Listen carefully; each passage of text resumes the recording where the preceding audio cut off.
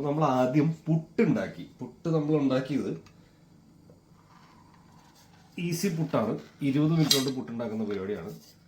നമ്മുടെ പൊൻകതിർ പുട്ടുപൊടി, അതാണ് ഏറ്റവും എളുപ്പം ബാച്ചിലേഴ്സിന്. പൊൻകതിർ പുട്ടുപൊടിയാണെന്നുണ്ടെങ്കിൽ കൂടുതൽ ടൈമൊന്നും വേണ്ട. വെറും 20 മിനിറ്റ്, ഒരു ഗ്ലാസ് പുട്ടുപൊടിക്ക് ഒരു ഗ്ലാസ് പുട്ട്, ഒരു ഗ്ലാസ് വെള്ളം. അപ്പോൾ അതും കൂടെ 20 മിനിറ്റ് വെക്കുക, നേരെ പുട്ടുപാത്രത്തിലിടുക, സെറ്റാക്കുക.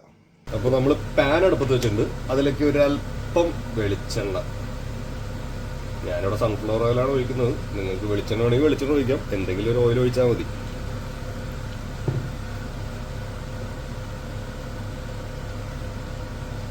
അതിലേക്ക് അരിഞ്ഞു വെച്ചിരിക്കുന്ന സവാള, കുറച്ച് കറിവേപ്പില, കുറച്ച് പച്ചമുളക് ഓപ്ഷനിലാണ്. ഞാൻ സാധാരണ പച്ചമുളകും വേപ്പിലൊന്നും ഇടാറില്ല, സവാള മാത്രം ഇട്ടൊരു തട്ടിക്കൂട്ട് സാധനമാണ് ഉണ്ടാക്കാറ് പതിവ്.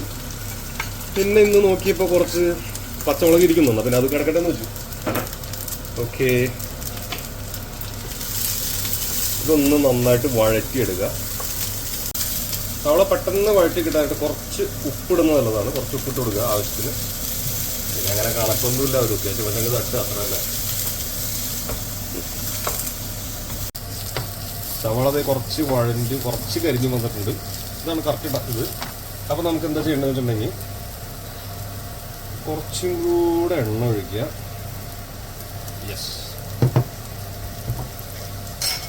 ഒരു പിഞ്ച് ഓഫ് മഞ്ഞൾപ്പൊടി,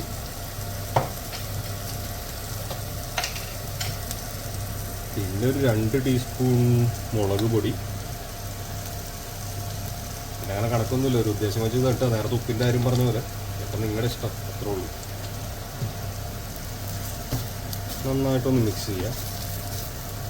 പിന്നെ നിങ്ങൾ യൂട്യൂബിൽ നോക്കുകയാണെങ്കിൽ പുട്ടും മുട്ടയും വേറെ കുറേ ഇൻഗ്രീഡിയൻസ് വെച്ച് മസാലപ്പൊടി, അത് ഇത്, ഇഞ്ചി വെളുത്തുള്ളി ഇങ്ങനെ സാധനങ്ങളൊക്കെ ഇട്ടുണ്ടാക്കണത് കാണാൻ പറ്റും. നിങ്ങൾക്ക് സമയമുള്ളവർ അങ്ങനെ ഉണ്ടാക്കിക്കോ. പക്ഷേ ഇത് വളരെ സിമ്പിൾ പ്രിപ്പറേഷനാണ്. എനിക്ക് സമയമില്ല, അപ്പോൾ ഞാനിങ്ങനെയൊക്കെ ഉണ്ടാക്കാറ്. ഓക്കെ, അപ്പോൾ മുളക് പൊടി ഒന്ന് സെറ്റായി ഒന്ന് മൂത്തിട്ടുണ്ട്. മൂത്തോടനെ നമ്മൾ എന്താ ചെയ്യേണ്ടത് വെച്ചിട്ടുണ്ടെങ്കിൽ ഇതിലേക്ക് കുറച്ച് മുട്ട വെട്ടി ഒഴിക്കണം. സോ ഞാനിവിടെ 3 മുട്ടയാണ് എടുത്തിരിക്കുന്നത്. 1 2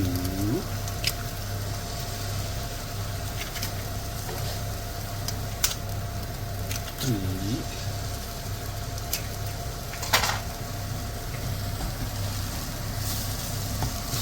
മുട്ടയ്ക്കുള്ള ഉപ്പ് നമ്മൾ ഇട്ടിട്ടില്ല, കുറച്ചുകൂടെ ഉപ്പിട്ട് കൊടുക്കുക.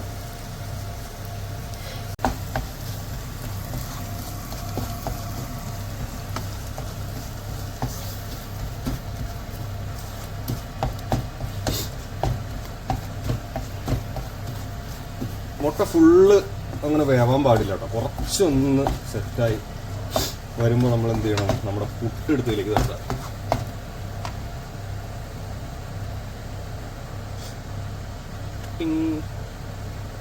ഓക്കെ, ഒരു ഫുൾ പുട്ടിട്ടിട്ടില്ല, ഒരു പകുതി കണ ഇട്ടിട്ടുള്ളൂ. നമുക്ക് അതിൻ്റെ ക്വാണ്ടിറ്റി അങ്ങനെ നോക്കിയിട്ട് ബാക്കി ഇവിടെ തട്ടാം.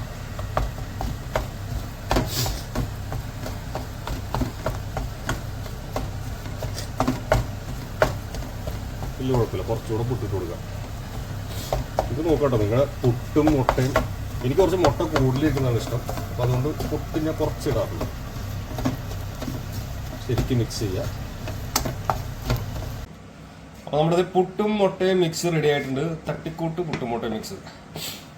ഇനി നമുക്ക് ഗാർണിഷിംഗ് ഒക്കെ വേണമെങ്കിൽ ചെയ്യാം, അതൊക്കെ ഓപ്ഷനിലാണ്. കുറച്ച് സവാള അരിഞ്ഞതിൻ്റെ മുകളിൽ വിതറാം, കുറച്ച് മല്ലിയിലൊക്കെ ഇടാം, അതൊക്കെ ഓപ്ഷനിലാണ്. എനിക്കിപ്പോൾ തൽക്കാലം സമയമില്ല, ഞാനിത് ഇങ്ങനെയാണ് കഴിക്കാൻ പോണത്. സോ റെഡി, തട്ടിക്കൂട്ട് പുട്ടും മുട്ടയും.